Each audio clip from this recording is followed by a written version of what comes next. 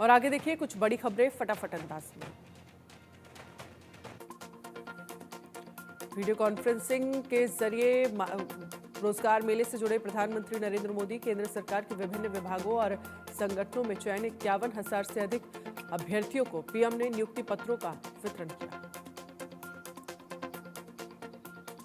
PM Modi आज Bhopal AIIMS के नए भवन का करेंगे वर्चुअली उद्घाटन। देश में एम्स सुविधाओं को मिलेगा विस्तार। दिल्ली में गृह मंत्री अमित शाह ने राष्ट्रीय एकता दिवस के अवसर पर आयोजित एकता दौड़ को दिखाई हरी झंडी। मैराथन में दौड़े हजारों लोग। राष्ट्रीय एकता दिवस के मौके पर बोले गृह मंत्री अमित शाह, ये एकता दौड़ सिर्फ भारत की एकता का संकल्प नहीं रहा है, अब एकता दौड़ विकसित भारत का संकल्प भी बन गई है। लद्दाख के डेप्सोंग और डेमचोक से भारत चीन की सैनिकों की वापसी। 80 से 90% पीछे हटी सेना। 24 घंटे में पूरी होगी वापसी की प्रक्रिया। अगले साल शुरू होगी देश में जनगणना। सूत्रों के हवाले से खबर। 2025 से शुरू होकर 2026 तक चलेगा सेंसस। धर्म संप्रदाय पूछे जाएंगे पर नहीं होगी जातिगत जनगणना। जम्मू कश्मीर के अखनूर में सुरक्षा बलों ने 2 आतंकियों को किया ढेर। कई आतंकियों के छिपे होने की आशंका। सुरक्षा बलों के साथ एनएसजी ने संभाला मोर्चा। उतारे गए BMP-2 टैंक। पूर्णिया से निर्दलीय सांसद पप्पू यादव को जान से मारने की मिली धमकी। लॉरेंस गैंग ने दी धमकाया। पप्पू यादव ने गृह मंत्री को चिट्ठी लिखकर सुरक्षा की मांग की। राकेश टिकैत ने दी सलमान खान को सलाह। कहा बिश्नोई समाज के मंदिर में जाकर सलमान खान मांग ले माफी। बदमाश आदमी है लॉरेंस, जेल में बंद रहते हुए पता नहीं कब टपकवा दे। सरेराह दिल्ली के एक थानेदार पर शख्स ने किया हमला। साइलेंसर लगाकर बाइक घुमा रहा था शख्स। रोकने टोकने पर किया SHO पर हमला।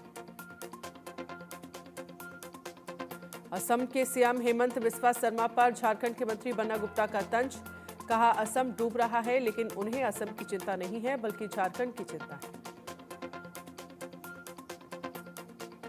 बन्ना गुप्ता ने कहा है कि बाढ़ आने के बाद जैसे सांप और चूहा एक ही पेड़ पर बैठ जाते हैं, वैसे ही जेडीयू और बीजेपी एक ही पेड़ पर बैठ गए हैं। मजबूरी में इन लोगों ने बेमन से समझौता कर लिया है। दिल्ली चुनाव की तैयारी में जोर शोर से जुटे अरविंद केजरीवाल अपनी पदयात्रा के दौरान वजीरपुर इलाके पहुंचे। केजरीवाल ने लोगों से की मुलाकात, सुनी लोगों की समस्याएं। ओडिशा के सीएम मोहन चरण मांझी ने चक्रवात दाना से प्रभावित क्षेत्रों का किया हवाई सर्वेक्षण। इस दौरान आपदा प्रबंधन मंत्री सुरेश पुजारी और मुख्य सचिव मनोज आहूजा रहे मौजूद। लखनऊ में हिरासत में मौत का मामला। पीड़ित परिवार से मिले सीएम योगी। 10 लाख आर्थिक मदद घर देने का ऐलान। कहा दोषियों और पुलिसकर्मियों को नहीं बख्शा जाएगा। राष्ट्रपति जो बाइडेन ने दिवाली की बधाई दी।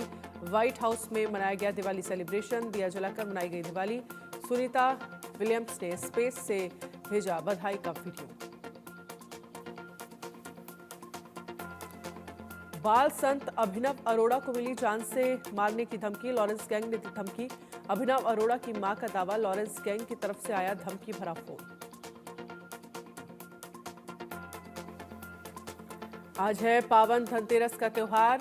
सुबह 10:30 बजे से खरीदारी और पूजा का शुभ मुहूर्त होगा शुरू।